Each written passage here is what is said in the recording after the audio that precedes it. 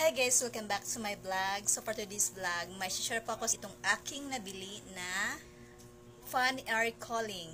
So, ito guys, ito siya. So ngayon, ipapakita ko sa inyo kung paano ito gagamitin. So let's start! So anyway guys, ito pala yung free sa item natin. So kailangan meron kayo nito. At saka nito din. So, ngayon, isaksak na natin.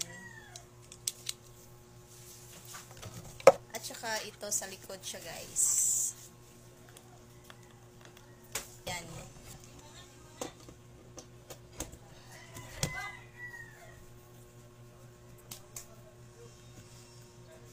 So, ngayon, guys, lagyan na natin ng water. Guys. Pwede din ito lagyan niyo ng ice, guys, kung gusto ninyo. Pero sa akin, water lang siya muna.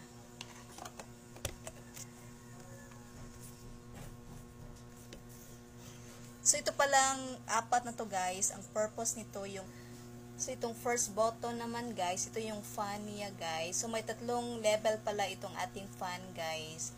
Then, itong pangalawa naman, ito yung tinatawag nating air humidifier.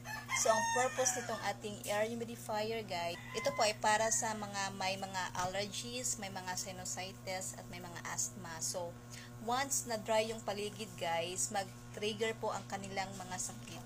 So, itong pangatlo naman, guys, ito yung different lights na makikita natin sa likod. So, gusto nyo na parang series sa inyong fan air cooling,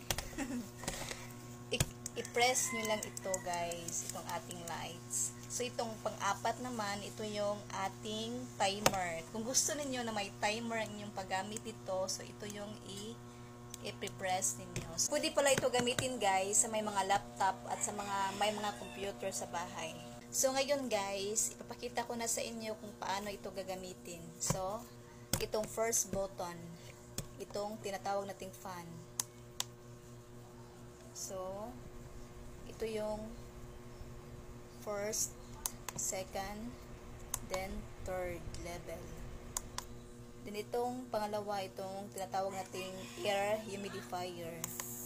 First, second, third. Then ito yung light. Click natin, makikita sa likod. So ito siya, guys. I-click natin. See? Ito yung blue, then may green, tsaka may red.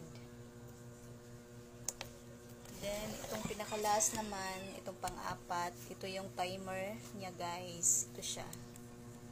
So, ang price pala nito, guys, is 249.98 pesos lang. At ito po ay mabibili sa ating TikTok shop. So may link po ako, guys, sa baba. Pakiclick lang para hindi na po kayo mahirapan sa paghahanap nito.